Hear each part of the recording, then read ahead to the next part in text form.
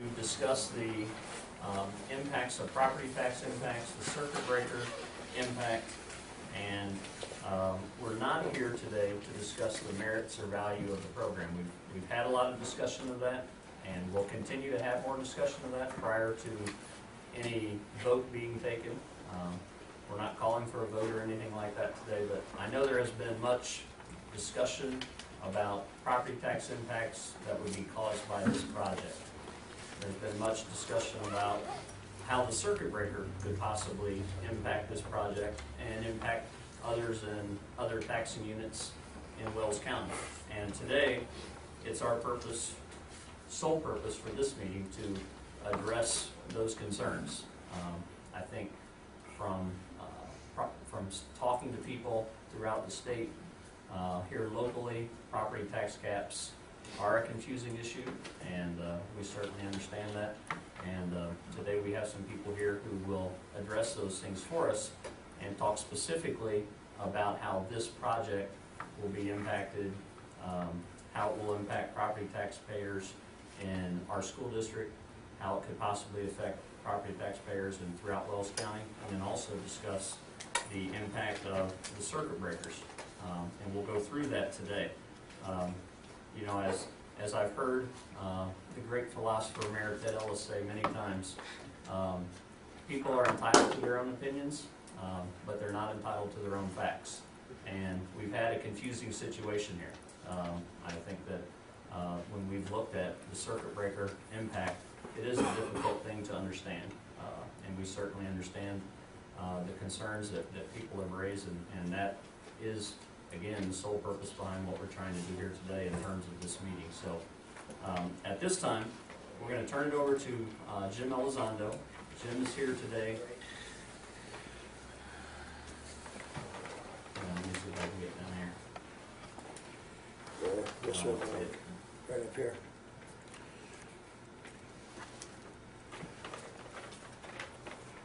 Oop, there we go. Okay, and I think either you may have to use it from over there. I can do it for you maybe with this mouse. That mouse will work? Yep. Was it left or right side that did that? Okay. Well, we're going to try. Last time I was here, I think I confused everybody and their cousin. So we're going to try to go through this similar to the other night, and then we're going to start with discussing the tax impact, how the school proposes to repay the obligation if they choose to proceed. We'll go into circuit breaker. How does circuit breaker work? What do we think the impacts of circuit breaker are? We've got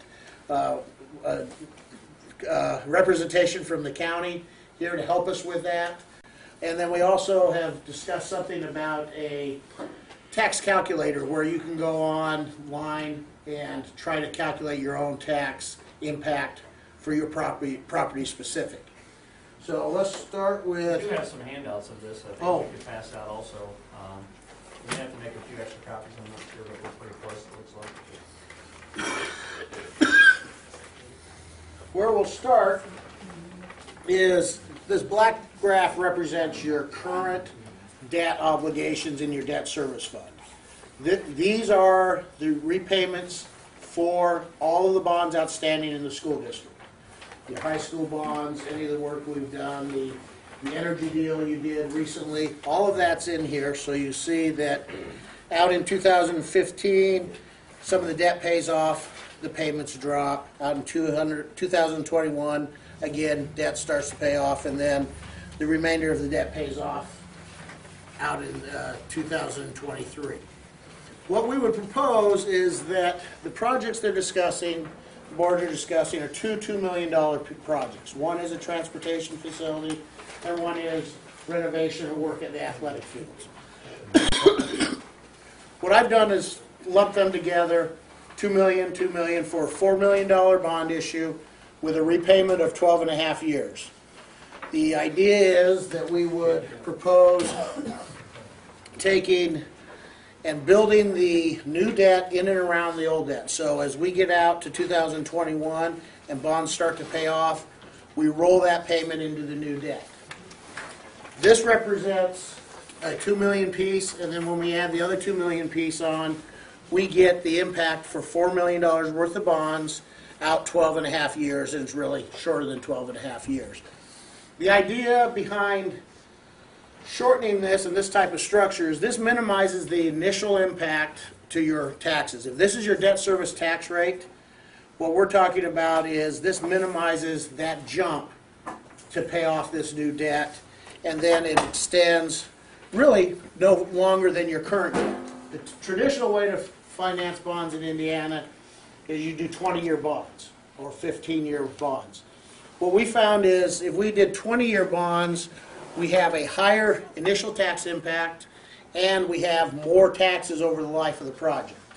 So this is kind of a hybrid that shortens the repayment enough that we kind of have never a tax increase is the better of two worlds, but if you're going to proceed with a tax increase, this is a way that we can lower the total payments and minimize our initial impact.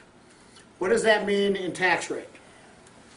Each $2 million piece is approximately 2.5 cents per $100 of assessed value, combined 5 cents per $100 of assessed value. The total payments on the $4 million over the life of the borrowing, or total taxes paid. Now this is assuming a conservative interest rate. This project has not been approved, and we haven't sold bonds, there's nothing like that. We are using a conservative interest rate because in the state law, everything we talk about, we can always pare back. We can't go greater. So we're looking at a conservative interest rate, but that conservative interest rate was about 1% over the market today. We're talking about $5.5 million in repayment, about $1.5 million in interest on that $4 million. That again is about 1% over the marketplace. When we actually sell bonds and the project proceeds, we would pare the payments back to the actual interest rates. So that kind of gives us the two parts for the board and community to consider: initial tax impact and total taxes over the life of the project. Now, what does 5 cents or 2.5 cents mean to tax bills?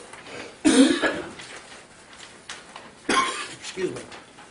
All of basically, these are going to be estimates based on some assumptions. We are working on a tax calculator that you will be able to go online, go to the State Department of Local Government Finance, get your net assessed value, and see what your actual parcel impact might be, which is going to be a much closer estimate. Here, I will go through my assumptions, but this gives us some ballparks of what we're talking about. Our $100,000 home, we're looking at an assumption that we have a $100,000 market value home, and that market value home is assessed at $100,000. The reality is, not many of our homes are assessed exactly at what we believe market value is. Our assumption is we're using a $100,000 home, $100,000 gross assessment. From that gross assessment, we're assuming that this homeowner has a $3,000 mortgage exemption. We assume that they get their standard homestead deduction of $45,000, and that they are getting their supplemental deduction, which is 35% of that remaining balance. That brings us down to a net assessed value that we multiply times that, divide by 100, and multiply that times the 5 cents. That's what this column represents. What we're trying to show here, and so a $100,000 home, that 5 cents equates to, we estimate the increase to your debt service tax rate based on today's assumptions would be approximately $13.68 per year, or $1.14 per month. That's a representative $100,000 home. Now, what I've shown here is you also, within your school taxing district, your tax rate has 4 components.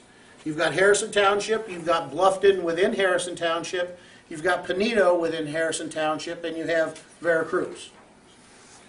The tax impact is identical in all of those. There is no difference.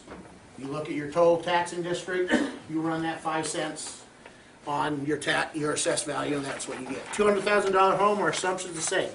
$200,000 market value, $200,000 gross assessed value, minus the mortgage, minus the standard deduction, and the 35% supplemental deduction. That 5 cents equates to roughly $40.85 or $3.40. Now, farmland. How many of you have farmland? You have all looked at your tax bills. Yours is not as easy as everybody else's. Your actual bill probably includes a homestead, which fits in some of this scenario. A homestead would have probably an acre, up to an acre of your property and your house. You'd be subject to getting supplemental deductions and homestead deductions. You also have your tillable land. Now, your tillable land, every acre has various production, every parcel of that has various production factors. You know, you have land that it has a plus one, more than a 1% factor, and you have some land that's less than a 1% factor. You also have other equipment that isn't subject, that is out there in the circuit breaker category of 3%. So for a farm, you have to look at all pieces. But what we've done here for this assumption, my assumption is 1 acre of 100% tillable land priced at the average state production, so the factor of 1. Okay? All of you realize that every parcel has various pieces to it, but this is kind of a rough idea. We are using $1,690 AV, which is the 2012 base assessed value. Not today's assessed value. We're using the what they plan on using for 2012 based on our stuff from Larry DeBoer. Those assumptions aside, 1 acre, 100% tillable, average production land, we're talking about 5 cents equals about 84 cents per acre or 7 cents per month. Now, if we have a tax calculator, you can go in and look at all of your pieces. I do not, in this impact, include, I do include some estimates. You have, in your county has done a very good job of using local option income taxes, or local income taxes, to reduce your tax impacts, especially geared towards residences. In the past, you've had residential, and I don't know the right names, you've got seated and you've got Lloyd going toward reducing those taxes. You're currently, in 2011, making a change to kind of balance some things out, and maybe some rental properties are going to receive some of that. But I have assumed the homestead, or the seated credit that goes to homes in the home numbers. The farm number, I don't have anything in there. That helps, and when we get to circuit breaker, we'll discuss that, and then I have some professionals I'm going to call upon for some help there. But this basically is our estimate of your tax impact in a broad swipe. If we get, when we get a tax calculator together, we hope to be able to say, well, my house in Bluffton Harrison is here, my net assessed value is this, plug that in, it'll generate your net increase, assuming all of your credits that you're entitled to from the state and that you are qualified for, and then your local income tax reductions. Any general questions on that? When we get to circuit break, we may, and believe me, we can go back to any question as we go. What I'd next do is kind of go through circuit breaker. This is kind of just a primer on what happens. We start with a gross tax bill. That's your gross, your gross assessed value and your tax bill. We then take away your gross, or that's actually your gross assessed value instead of tax bill. I'm building to the bill. So gross assessed value less your exemptions and deductions, that's what I just talked about, less any of your seated homestead credits or your Lloyd qualified residents. That gets us a net tax bill. So that's what I just kind of went through in theory. Here's the process that you work your way through to get a net tax bill. Okay? Now, to calculate the circuit breaker side, we're going to start with gross AV times the various circuit breaker levels. If you are a homestead, you take your gross AV times 1%, and that will generate a circuit breaker. On the 2%, that's other residential and farmland. That is the factor we use there. At 3% for other real estate and real property. And what that does is equal your circuit breaker tax cap. So if you have a gross assessed value of $100,000 times 1%, your circuit breaker cap would be $1,000. The only thing that adjusts that is if you were to happen to have a referendum that would add a tax on top of that cap. But in your case here, we're not doing that, so I'm just going to leave that part out of it. You've got circuit breaker, you've got your cap. Same thing, $100,000 at 2%, your cap would be set at $2,000. We then take our next net tax bill. Hey. It's using the whiteboard. Okay, well, I've never done that, so we're going to, I probably can't back up, so we're going to just, now I know how to do this. This is new technology for me. This is, well, we're going to do our net tax bill. You compare it to your circuit breaker cap.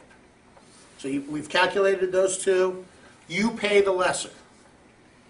So if you have a $100,000 home, you have a $1,000 circuit breaker cap, you calculate the tax bill. Tax bill is $900. You pay $900. If you calculate it and the tax bill is $1,100, you pay $1,000. Okay? That's the simplicity of how the two meet. If circuit breaker cap is less than the tax bill, then a circuit breaker credit is created. So if we're under that scenario where your tax bill is greater than the cap, you only pay the cap, $1,000. Where does that extra $100 go? It's been levied, but it's not going to be collected. So now we have a $100 shortfall that is created. A credit is created. So you're never going to pay that tax. But there is it was planned on having that, so we need that $100 someplace. Oh, wait, I won't need this. Okay. For 1% homesteads, I'm not as smart as I. Okay. Basically, in your current situation, in your county and your taxing districts, the 1% homesteads, we currently believe, and I'm going to ask my professionals if we still currently believe, that basically with the seated homestead, you don't have many homes, if any, that are impacted by circuit breaker. Is that a fair assumption? $115 in Markle Town. That's it. Okay. So, basically, with all of this said, with this 5-cent increase, the 1% homesteads are still not subject to circuit breaker. Okay. I presented something that I think confused a lot of people, including my board president. I had calculated a kind of a break-even point of where a home might hit circuit breaker. I did not take off your local income taxes. So without local income taxes and the work the county has done, there would be some homes that hit circuit breaker. Very few. Very few, but theoretically there could have been only some. in municipalities. Right, in the cities that were high enough. Yeah. In Bluffton, and that's where I was kind of showing that in the Bluffton-Harrison. Once you take the county's effort to reduce and their forethought in taking on Seated and Lloyd, that dropped off. So we're in a position here where we don't believe there is a circuit breaker issue for homesteads. Oh, I'm not going to get this right. Okay. 2% for other residential and farm. That's farmland, that's rental properties. We believe, and again I'm going to ask the question in a second, that impact is greatly reduced from the Lloyd. The county is moving some of their Lloyd to try to help with some of the qualified residents that are not primary residences. Examples, last year you lost $73,000, Okay. mostly in Bluffton City and Markle, because of the landlords, the rental properties. Because of 2% cap, and they have no deductions, you lost that money last year. With the restructuring of Deloitte, that was money the landlords didn't have to pay by state statute now with the caps. So rearranging Deloitte, we got that down to under 15,000. So we Okay. took 73 down to 15,000. So pretty much it's gone. So there is still potentially a little bit there, but a noticeable change. Go ahead. But none of it is in your tax. None of it is in your taxing unit. It's strictly all in Markle Town. Okay. The Just so rate's high everyone- enough. Just so everyone knows, this is Darren Bates. Darren was a consultant that was hired by Wells County to work with the auditor's office, and he helped them as they established how they were going to handle this situation with circuit breakers and the like. And so in talking with Kathy Muncie, who's also here from the auditor's office today, she referred me to Darren, and Darren was kind enough to come and meet with us. So just so you know who else is here presenting right now. And we had, and what you have is, because this work has been going on in the county, you have a valuable resource, because typically, for us to figure that out, you've got to do a parcel by parcel study of the whole district. This work has been done, and your county has been looking at this for some time, so we can get those answers, rather than me. You can see what happens when I talk theoretically about circuit breaker. We have a second meeting scheduled for today. So this is very helpful. Boy. Okay. I should use the mouse and stick with what I know. But 3% other real property, currently none. At the 3% level, we are not seeing statewide very much of anything. The tax rates are just not high enough to hit that circuit breaker. And then finally, we have another category. Sorry, I didn't sync it. I didn't realize Oh, well, you might use it that Well, way. you didn't realize I would have fun doing that. And then finally, we have one more category that's subject to circuit breaker protection, and that is the elderly, low-income credit. And can you explain that a little bit to me? Or to Yeah. all of us, please. Okay. 3 years ago, the state gave all the counties massive amount of homestead credits. You already had standard homestead credits that was based on different your tax rates. So each taxing entity, your credits were different. The new one came as a uniform. It's the same percentage from township to township, from taxing unit to taxing unit. The bottom line is you had the light, you had the seated, you had the state homestead credits, and you had all those different credits 3 years ago. Took all your all your tax bills went down. The thing is when they introduced this 2% cap, it locked the seniors in at those rates. So I did a count this morning just before I left.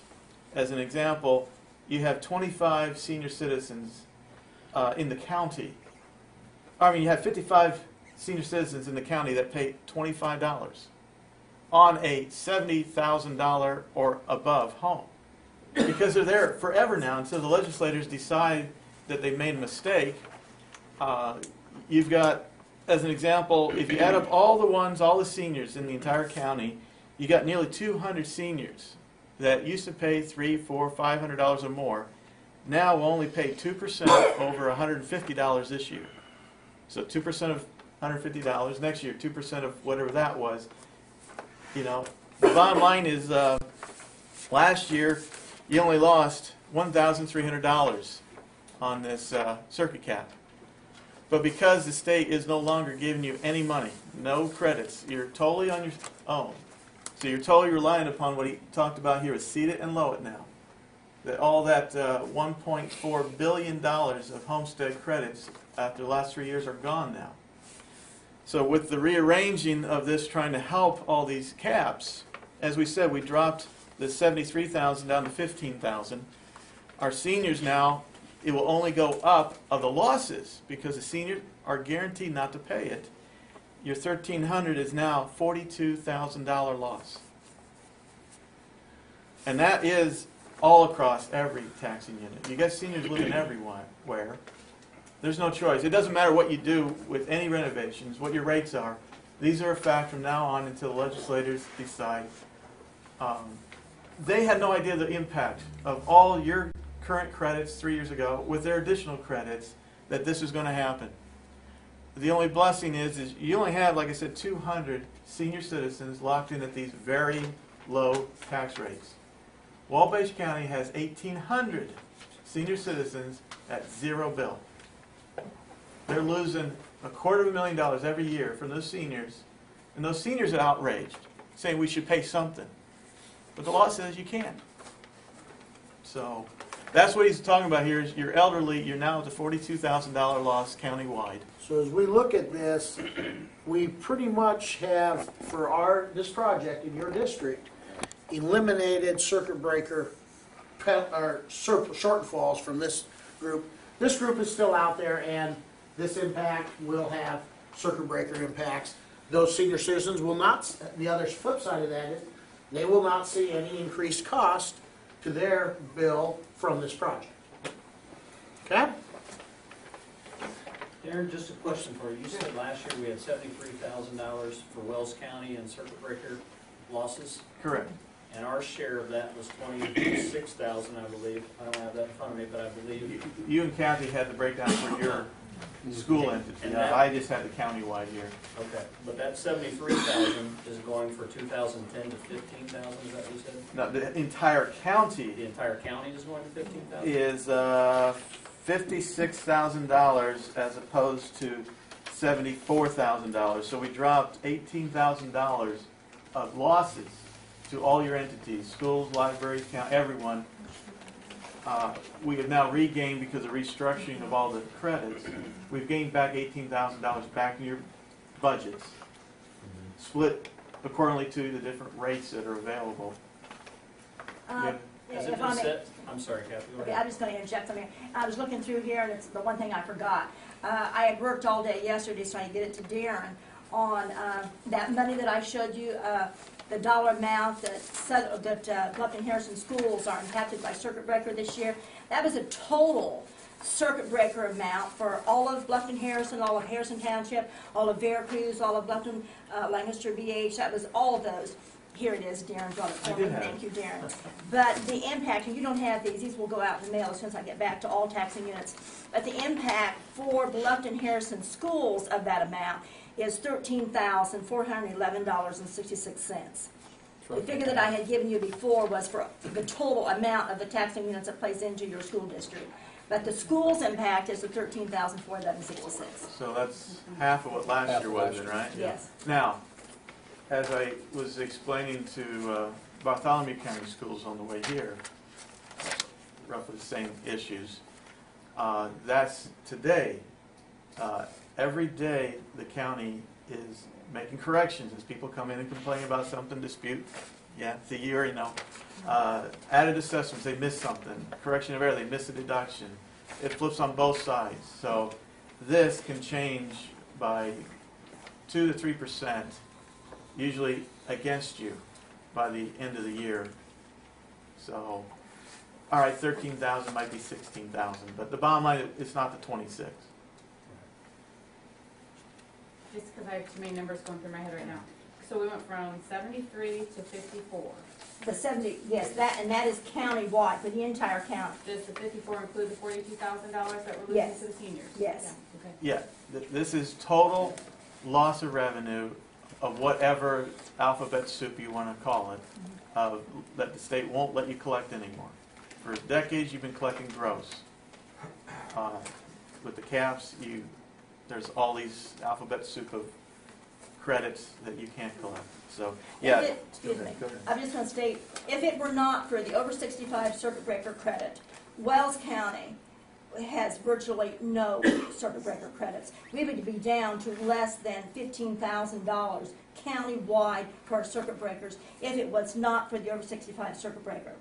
And that amount may even increase over the years unless legislators change that law, because it just came out in the paper. The Banner had an article in the back side of the paper here a couple weeks ago, and I clipped that out.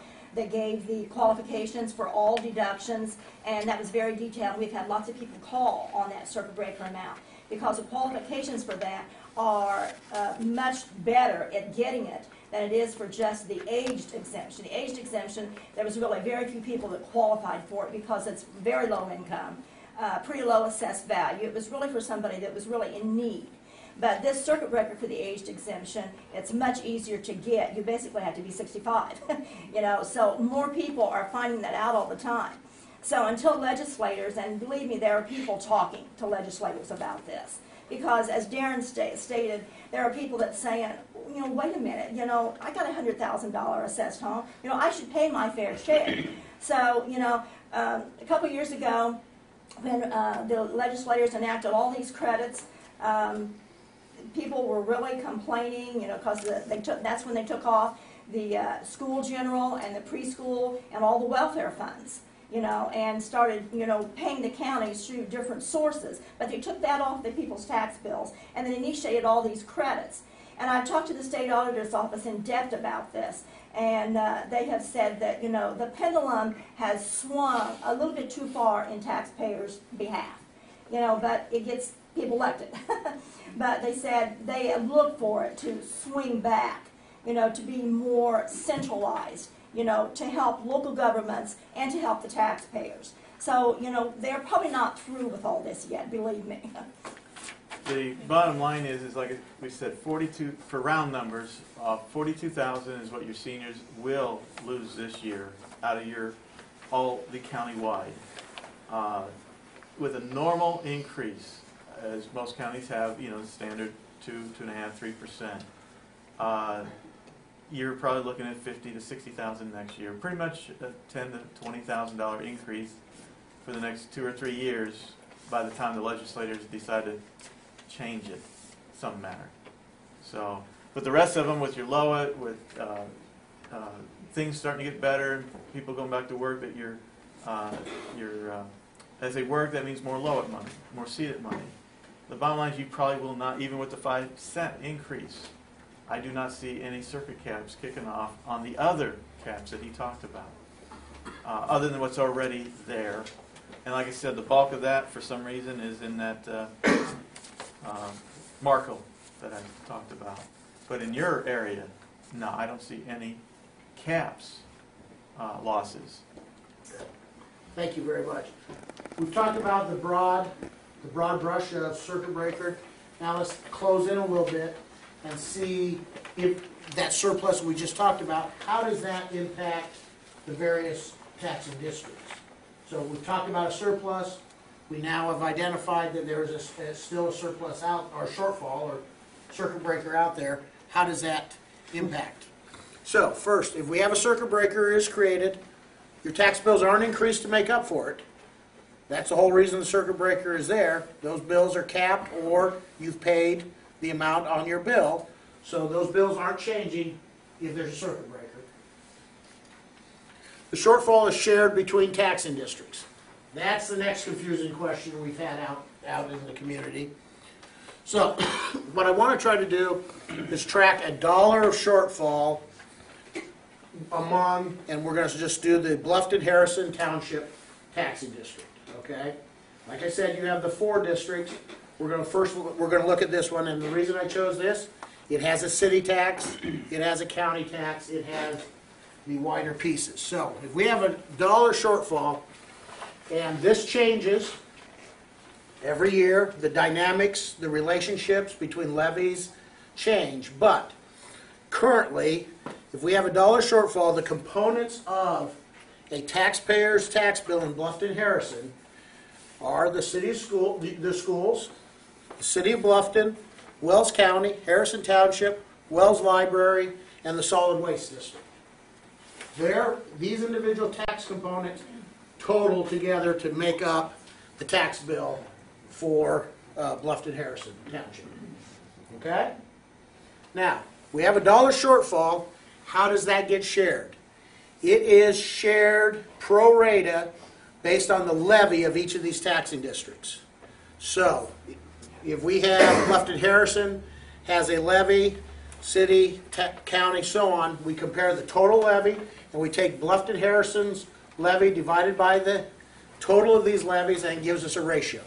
So, based on my most recent information, that $1 ends up coming down bottom line roughly 51 cents to Bluffton Harrison schools, 28 cents to City of Bluffton, 13 cents to Wells County, 2.7 cents to Harrison Township, 4.29 cents to Wells County, and 40 cents to the Solid Waste District. So that is what I talk about, the impact of circuit breaker. The shortfall isn't just your shortfall, it's a shortfall among all of your taxing districts. Now, how does that impact you? It impacts your budget. Now, you've just heard today that your budget just got better. But in reality, you still, for every dollar of shortfall, you've got to figure out where you're going to save 51 cents. City of Bluffton has to do the same thing. The Solid Waste District has to do the same thing.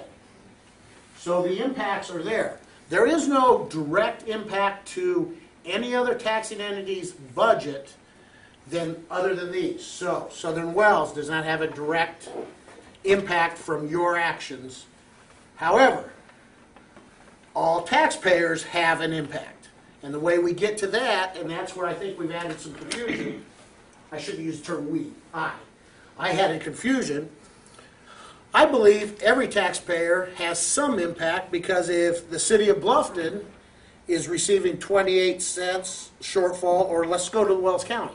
Wells County is 13 cents for every dollar.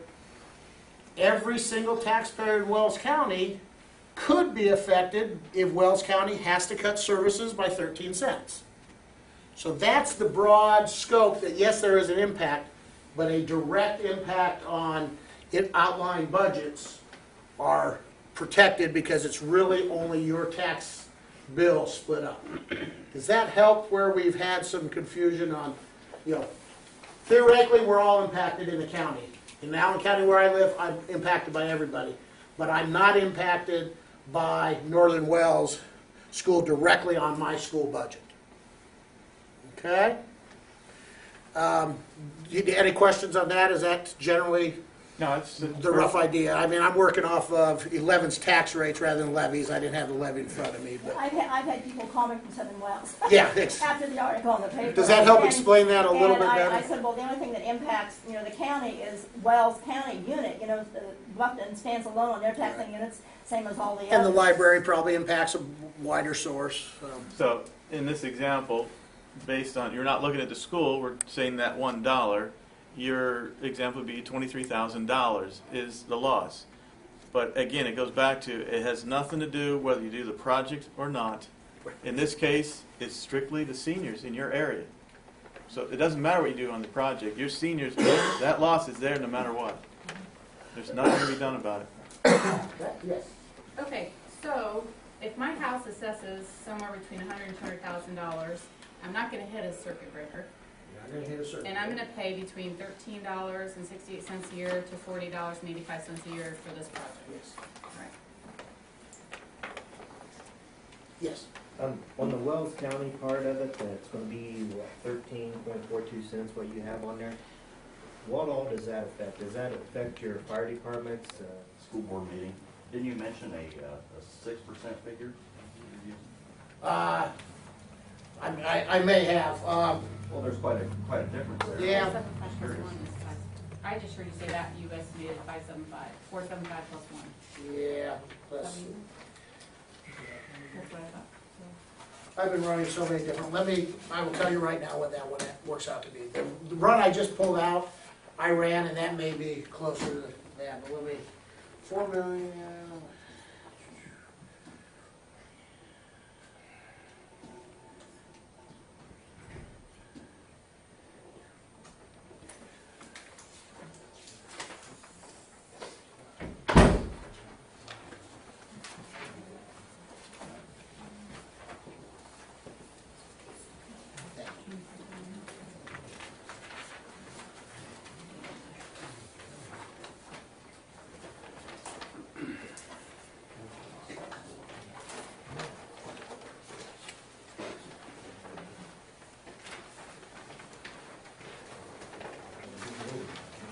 I mentioned 6%. The numbers that are being handed out to you right now are represented a little closer to a market. 6% was a rough ballpark. I think we're closer to 4.5 plus a percent, so 5.5%. Either way, the payments that we're showing, the 5-cent increase, are based on that conservative interest rate. The numbers that you're receiving here, you'll see that annual debt service is generates 5.7, so I'm still using a conservative interest rate. Market rate wise, you know, we're going to be under 4% in today's market. I apologize, we've been running so many of these different versions. There is a cushion in there of interest rate that on the long end approaches the 6, it's 5.5. The short end is scaled. So from a long maturity, we're closer to that, but 6%, I don't think we have a 6% cushion in there. We have a 5.5 probably. But today's market is so much better than that, or I can generate and have for the board others that they've looked at in current markets. We have those out there, but I apologize for that. So yes, So, I see we have anywhere from 3 to 4.5, to 4.5. and that It is. won't be as low as 3, will it? Oh, on the short end, it will be. In today's market, those short bonds are under the 3% level. Okay. But again, as we look at that, whatever those interest rates that I've given you here are on what we call a yield curve. So as we go out, you know, years, those rates go up. So right now, the current market, I may be running my estimates like that. Today's market would be here, so it's very possible, and it is, that out a year or two, we're looking at rates under 2%. So yes, in today's market, you might be 275, 3, 350, and so on up. So, and now that relationship is based in here, but daily, that yield, that curve changes. I understand. Yeah, exactly. But so what we've tried to do is put a cushion over that curve today until the board has their hearings, actually proceeds to go forward, and then we move down to whatever the actual sale curve is at that point. Other questions?